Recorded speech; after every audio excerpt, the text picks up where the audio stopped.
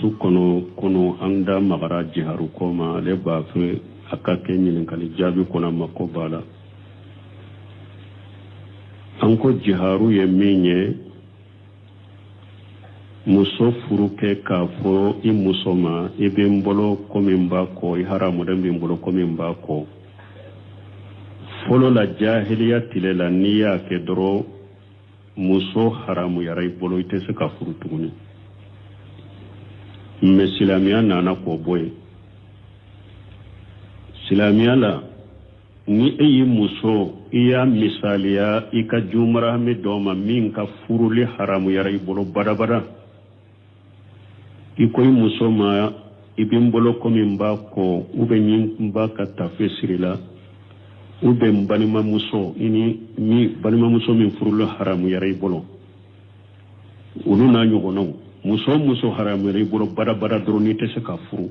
n'i ye ka furumuso misaliya o ma ko haramuyara e bolo cogo min i ka muso in fana haramuyara i bolo o cogo la ala ko ye kuma kɔnen fɔ i ye galon fɔ mais ala y'a kafara kɛ juman ye i bɛ jɔnkan hɔrɔnya kɛ ni jɔn tɛ n'a bɛ hɔrɔnya ou bien a bɛɛ a wari tɛ e bolo ka sa ka kan hɔrɔnya i bɛ kalo fila suku tugu ɲɔgɔn na n'i tɛ se ka kalo fila fana suku tugu ɲɔgɔn na e kɔrɔla ou bien bana de bɛ e la i tɛ se ka sun i bɛ misikini 60 la dumuni ni majabi bɛɛ bɛ nin kan hari imamuna maliki ka muwata kɔnɔ a b'o de fɔ n'i ye jiharu kɛ i ka muso kɔni la i bɛ jɔnkan hɔrɔnya kɛ ni o ma sɔrɔ i bɛ kalo fila suku tugu ɲɔgɔn na n'i tɛ se o la i bɛ misikini 60 la dumuni misikini kɛlɛ nisifu sawu tilancɛ i b'a d'a ma wala nin ye jiharu kiri ye mais min ye haramu ta n'i ko i ka muso ma n'i haramuya o dɔɔnikɛlaw ka kuma cayara o la o yɔrɔ de maliki majahabi k'o yɔrɔ de la n'a y'a sɔrɔ e donna ni i ka muso ye i k'u ka muso ma n'i haramu i donna n'a ye maliki ka majahabi la bɛ komi n'i ye muso bila siɲɛ 3 ni donna ni muso min ye n'i ko n'i haramu maliki ka majahabi la bɛ komi muso in a bɛ komi n'i y'a bila siɲɛ 3 a tɛ se ka don fo cɛ wɛrɛ k'a furu mais maliki bolo e ma don ni muso min ye y'a furu siri i ma don n'a ye i ko n'i haramuya a ko an b'i ɲininka i ka ŋaniya la o yɔrɔ la i ka laɲini ye bilali ou bien i ka laɲini ye mun ye nin ye maliki ka majahabi mais kuma sahale nin fana la n'i ko i ka muso ma ɲe haramu kuma sahale ni a bɛ sage ka taa min ye kuma in fɔ a bɛ sage ka taa i ka ŋaniya de ma ciiden ko innamal a'malu binniyati wa innamal likulli imrin ma nawa n'i ko ne kun ye muso haramu laɲini ye jiharu de a bɛ kɛ jiharu ye jiharu tiiru bɛ kɛ i kan n'i ko ne in ka muso haramuya ne ka laɲini ye de bilali de a bɛ kɛ bilali ko kɛlɛ ye n'i ko ne ko n ye n ka muso haramuya ne ka laɲini tɛ jiharu ye n ka laɲini tɛ bilali ye n ko n ye haramuya ten de dɔrɔn kafara bi ka o yɔrɔ la kale kafara donc nin de kuma sahale ye nin yɔrɔ la bombaji ninnu ye wa grenousimin ninnu bɛ nin de saha mais i bombaji n'u bɔra ɲɔgɔn kɔrɔ yɔrɔ min ale ko n'i ko haramu de haramu fɔra ni jiharu ŋaniya ye o a ko fɔra ni jiharu kuma ye o a ma fɔ jiharu kuma ye o ale bɛ haramu jate dɔrɔn jiharu kafara de b'i kan parce que ko jiharu kɔrɔ ye haramu de ye o parce que jiharu kɔrɔ ye haramu de donc ko n'i ye haramu fɔ hali n'i ma a fɔ ni jiharu ka kuma ye ko jiharu kafara de b'i kan mais kuma sale min bɛ dɔɔnikɛba o nin na haramu kɔni la a bɛ sagi ka t'i ka ŋaniya de ma n'i ko ne ka laɲini ye jiharu de a n'a kɛ jiharu kafara ɲin'o bɔ n'i ko ne ka laɲini ye bilali de a n'a kɛ bilali kɛ kɔnlen ye n'i ko ne ka laɲini tɛ bilali fana ye i na kalili kafara bɔ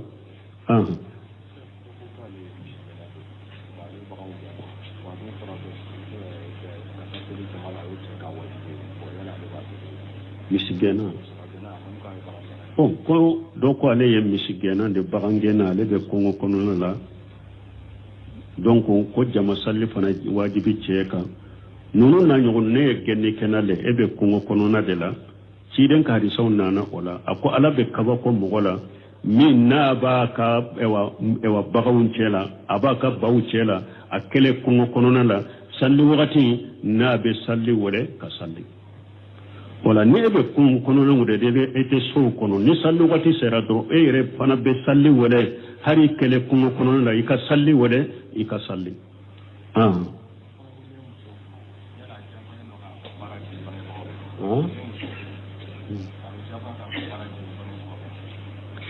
ko ni ye muso furu yala be jakwa ka barake ka bange bagaw yewa do be nin kuma suko jabi wa ashiruhunna bil ma'ruf ay muso je nyogonyani ewa ko done ye munun done ba bolo do bolo nan kala da yede ni ka muso furula lada de do muso ni nana yiki ka ce ballado ka barawke do ko wa ashiruhunna bil ma'ruf ay nyogon je nyogonyani fenye munun done ba ni nyogonche barake ice baye ikademe do ben nin fo ka asemben ni ayala me ibnu simir rahimahullah alayni nin karanni na akwa wajibilente musoka ikabara ke ice baye me masalaha de do ube ko masalaha de do nyuma ya de do masalaha de do donc kun kan ce deme ka aballa do masalaha de do akani ni musomin jananaye ima jaw ko ka ima wajibi aka masalaha de do ni musomin yake akani komi abe komi ce fana akai e fana deme ewa kiballa do o fana masalaha da ni nyogonce me ka ko wajibi amma wajibi ya ko ni eye musomin furu fo jako aka wa barake e baye kade me abe do masalaha ani nyogon deme ni nyuma ya de kono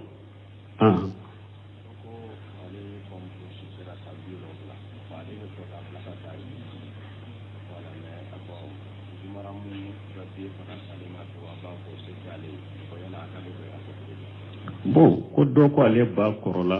ale ba fe kabila kata hijula jimara mi fana biye sete ale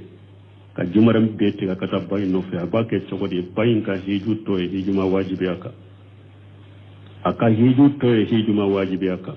la tusafiru al mar'a illa ma jimara kiden de ko muso kana tamani jimara mi tila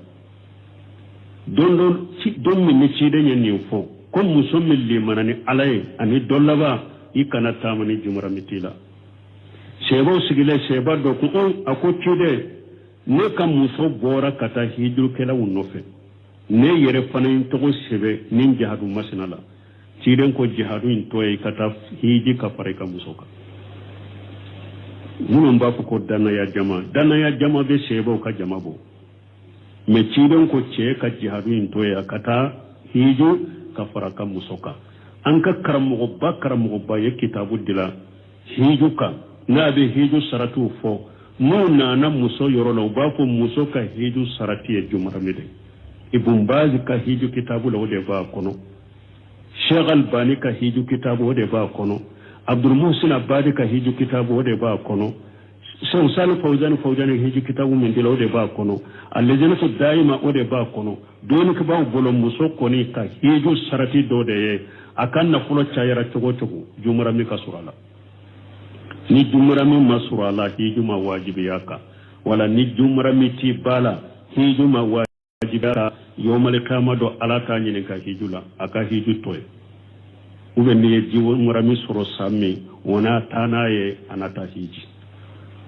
ni aya nyatugu kome abe jinya kono chogo mi ni tugu be ke kam muso bila kata hijur la jumra mutula hiju farda binna kabu ukanna de me hiju nyumante de parce que hiju mindo ala sosura ala ciden sosura haju maburu sede farda ko ni binna kabu ikanna me hiju minni ciden ko haju maburu sarata la ni ara jannate o hiju konite parce que o hiju e wa ko do yede ala kana soso hijunna e ka hiju nu muso hijira jumra mitila ala sosora ciden sosora hiju na kasilendo farda ko ni binna kabu ikanna ambe min fonni yorola o yenninde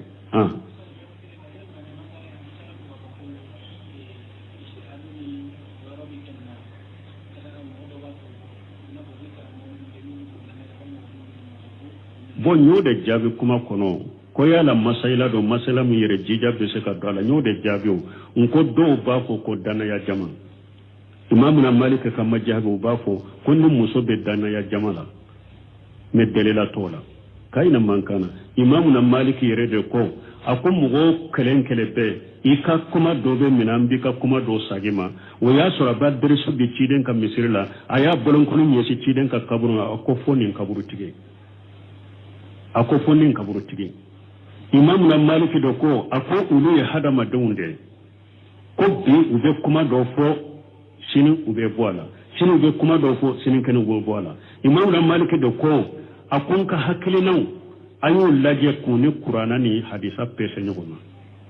na ya surun ka hakilina minni qur'ana ni hadisa ye nyogonta ayo ta ka barake nayi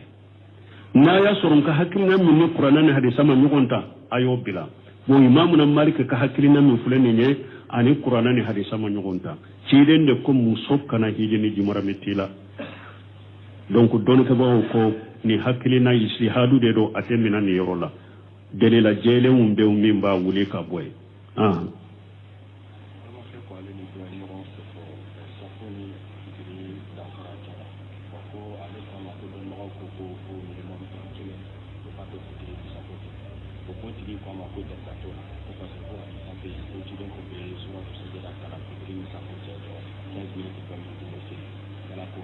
bon ko ewa do ko leye aneni do ye nyogo soso futurni safo che français min kan kabila ko ale ko doni ko ko eri kelendro ube na kera chogo el keren ka kuno nyogo che ko atigi ko delela tola ko parce que ciden tumbe awa suratu sajara kara futurni safo che ko u français yo oye ambe min fo doni ko ba te fen fo delate minna yere ka jate ke ciden ko de ako e wasafu wakati bata min maqibu safaq mana nitile binna ni te kuran koro ta burusula min ben min fo ta burusula nitile binna kuran te yoro mi fen ta nitile binna ciden ko nitile binna bileman min be tile bin fe ni o be dogora de pon safo wakati daminana don ka ba mun yo de jate mina e fana kata kungo kono la ke kurata yoro mi dibi be ni tile binna bile mam min be ni tile binna ere minna distu i ko do i ka kolosi bile mam min be tile ben fe fo ko kolosi fo o be ka dogo i be français munum bu ñu yogon ci ka laje ke na ya suru don ka ba yo min fo ko cinya tala de la tala e ka ta laje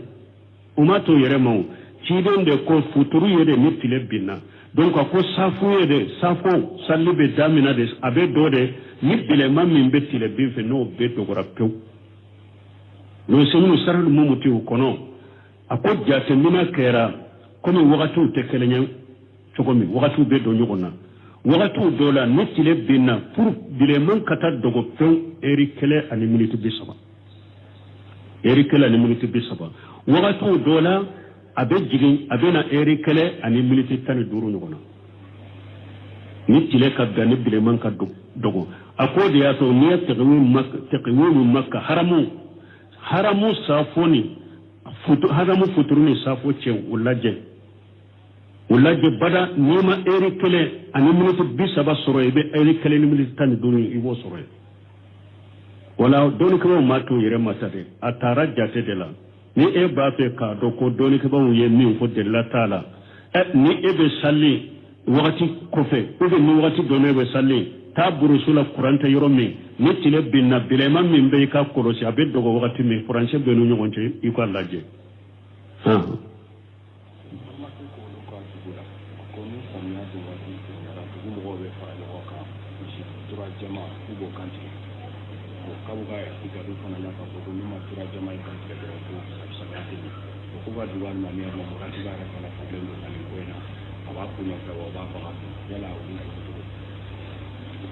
ko mo do ko luka dugu ko sanwo sa samaya don to dugu bebe faranyo ka u be tura jeman do faga abu bolo fana no tura jeman ma faga samaya tenya ko alimami bamin be ko tura jema kibariya ale sembala ube o be ke cogo de ko tura jema min fule ni nye ala ko nin dema o ma jubu hala nusubi nunun be kantige boli udela ani ala ko o ma uhilla bihi li ghayrillah fim min kantige to ala tana to ko forowla donc nun tura jema mushrikiya de ro atebbe samayan nyali na nyabaliya wote kantige li fembolo ka kantige li fen kantige ko puru aka hera do sama kanamma uga ka tora do nyone ka bonka shirikudo ciden ko lana allah man jabaha li ghayrillah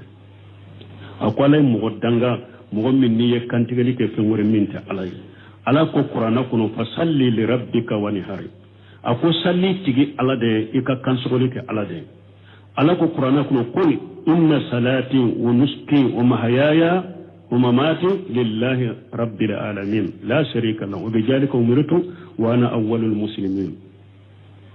ako cide mafuye nebe salli ke mbe kantigale ka kul inna salati wa nusuki wa mahayaya wa mamati nebe salli ke mbe kantigale ke nkanya na maya baro nkasa ko mba beke ala kelempewde wala kantigale teke nunko suku kamare ni kantigale ke nunko suku kamaye musriki yake donc min no odusuku na siriba bolo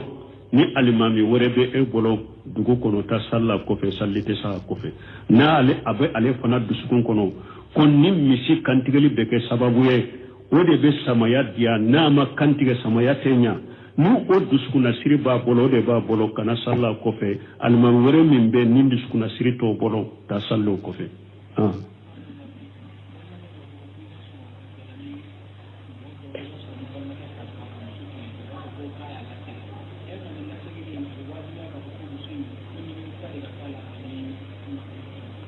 bo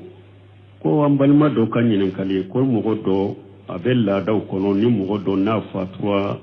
ka musoto aka koroke munumbe uba dogonu munumbe uba fo ka musolla sagi ko yara la sagili de do ube abenyi ni kurade ni ngona de tumbe jahidu bolo ala ko ya ayyuhal ladina amanu la yahillu lakum an tarisu nisa kariha ala ko mu'minu ate daga wuya ka muso ta ciye la jakwa nin jakwa la ma de fule la daw dola ni nun banna ani nun de bakele fakele a muso mo si teseka kambo muso no fo note folo fo muso ka sagi odema odena kaka parce que yake ko me ciye de sesa awo utem muso ka ko sagi kataka wori juma de ni furuja banna doro banni kera kabila min kono o kabila kuntigi de bena musoma anyini karasa sagi o ko fere sa abeta fa muso ka wole joye anye karasa ni karasa sagi o ta chogo ye koy ciete ni akache fatura furu banna ana akache folo che to furu banna na che to ni huruja banna doro ya banende donc ola ni idabba no ya banede wala ni mo wore min ba fe ka muso furu aka ce ka mugula ibeta nyini afafere aka wolijo muso ka kibare bebe sagi kata ka wolijo de ma ni furuja ko ne bana furu banna ni ce folo ce abanna pew aka kibare be sagi kata ka wolijo ma mo wore min be muso fe kabila la saibeta fo afade idde muso fulana min ba mbolo ne ba fe ka furu muso ka wolijo be muso wole parce que afurula ka koro deja aba wole ka nyinin kade karasai nyini furula yibala wa mfa mbala ube fantala woli jobe jabu dawma na ye fa jabi mbe furula aka furuna folo minye furuna folo kura de be fu hari na ya soro che folo nya afuru na folo kera watande na ko nimma sisa ana fa benna furuna folo wa muga de ibode bo furu kura de ro abe ko mi tuwe muso woro ka furu nuba nyine ka furu kura de do ni no benna ka furu na folo benna a chayara o dogo yarawo ibode bo ibe furu na folo kura de bo furu be shiri kuraye sere be bo karama akasoro muso jenanai donc ni ndro sagilite sagili yede e yere yi ka muso bila di folo la idama dafa sagili yode e yere e yi ka muso bila di folo la idama dafa inni misara sagili be o yoro de ba fo de masagili arjaiya a ube ye muso bila bilali fulana na ma dafa saba idama dafa in nimisara muso nimisara sagili be ne yoro de la ni de sagili ye mais na ce ko ni fatura idabana ewa abe nyini kura de abe furu kura de na furu kura de be bo ewa na furu la fana ni ka muso munun bi bolo be ka hakke kelenye ika parce que fana bankan la dawla ko sagili muso do ba ko ni e yere ka muso na yi ka muso min soro bolo ni su fulaka le fe beta su kelenke ne fe tonyali do de fo a yere de ka hakke do na ya bi na ma ka hakke bi ani ka muso munun bi bolo be de hakke bi ko be de kelenye ibe don fane mu wogon cede o be de kelenye ika furmuso ni nye chogo mi ka furmuso ni nye o chogo da fo dogo kanto ko frente ko sagili muso ibe neni o ke category kelenye sagili muso ayi aka muso do de koy aka furmuso e chogo min fana aka furmuso chogo de la e ka hakke min baka nin fana ka hakke de baka a wajibile mbaka katile ina cede nafaqatini siyorola a wajibilen ka nafaqati fere bo siyoro a wajibilen baka katila ni nyogon cede donc akam muso de do nunu ka famu ha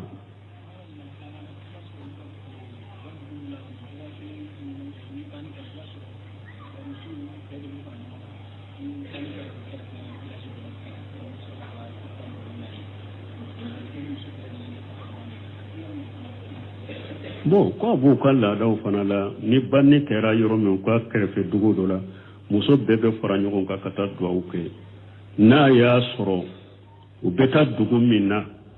salli be kasara kono mana kilo bisegi ani kele kata sanfa bo muso sikana tama ko beta ni jumra mitila kenu fen ko ne be wele ko tama de doni ke ba wuye tama kilo haketa jumanna kilo bisegi ani kele kata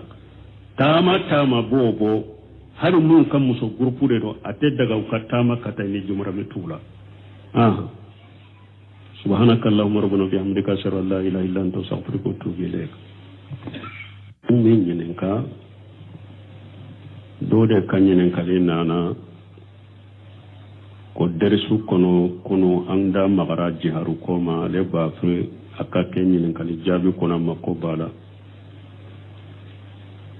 anko jiharu ye minye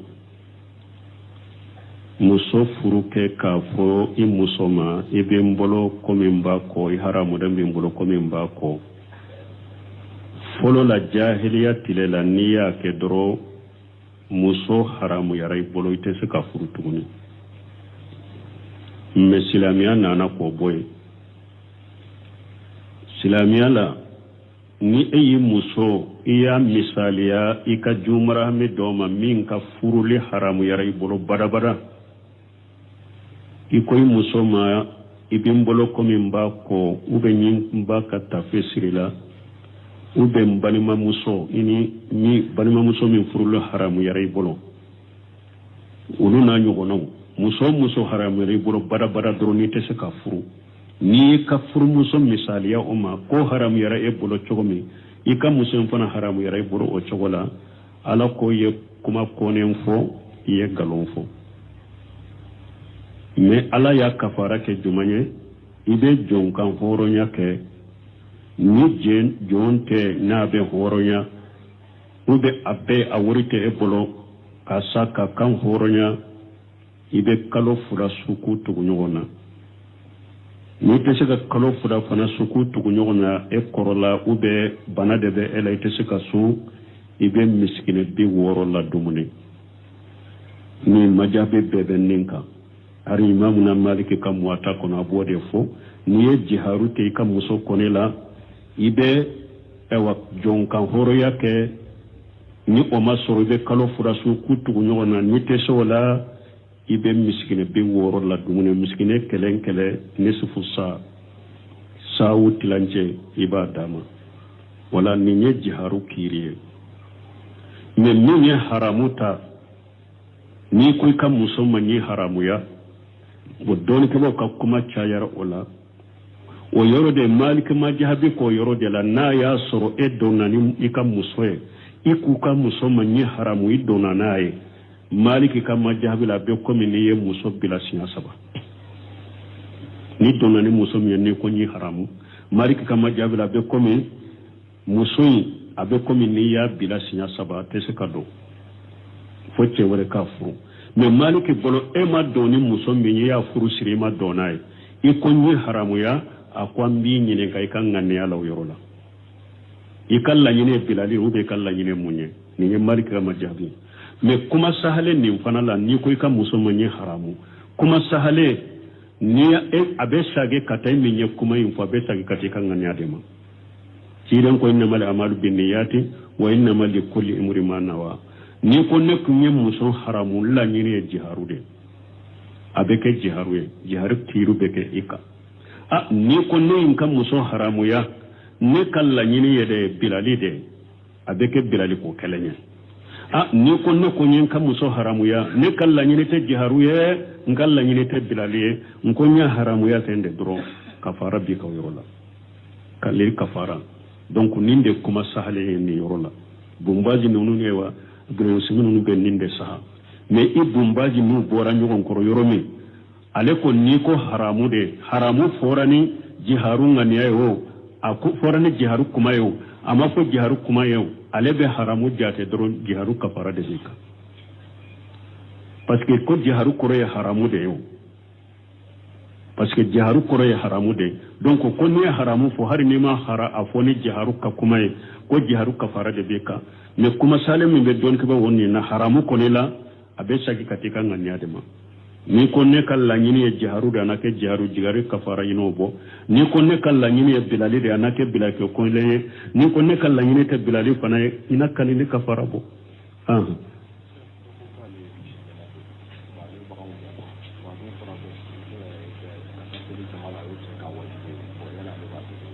misigɛnna ko dɔ ko ale ye misigɛnna de bagangɛnna ale bɛ kɔngɔ kɔnɔna la donc ko jama salli fana wajibi cɛ kan ninnu na ɲɔgɔn ne ye gɛnni kɛnɛ le e bɛ kɔngɔ kɔnɔna de la ciden ka hadisaw nana o la a ko ala bɛ kaba kɔ mɔgɔ la min n'a b'a ka baganw cɛ la a b'a ka baw cɛ la a kɛlɛ kɔngɔ kɔnɔna la salli wagati n'a bɛ salli wɛrɛ ka salli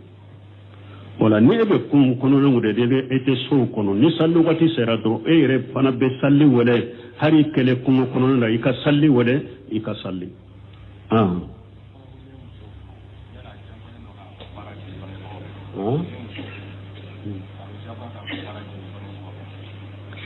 ko n'i ye muso furu yala bɛ diyagoya k'a ka baara kɛ i ka bangebagaw ye wa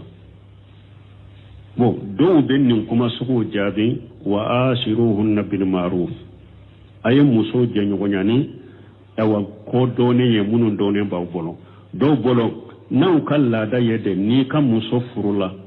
laada de don muso n'i nana i k'i ka cɛ ba ladon k'a ka baaraw kɛ dɔw ko wa ashiruhunna bil ma'ruf a ye ɲɔgɔn jɛɲɔgɔnya ni fɛn ye minnu dɔɔnin b'a ni ɲɔgɔn cɛ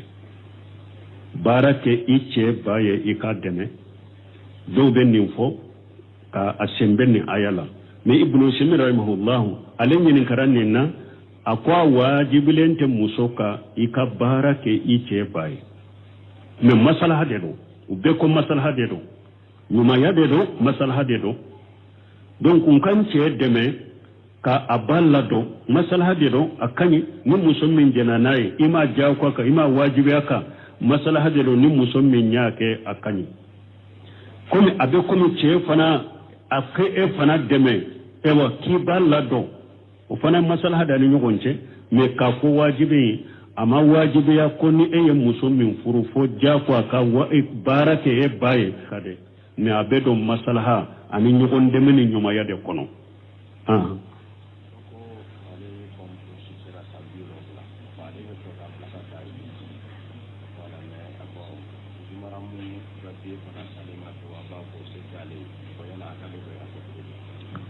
ko dɔ ko ale ba kɔrɔla ale b'a fɛ k'a bila ka taa hiju la jimara min fana bie se tɛ ale ye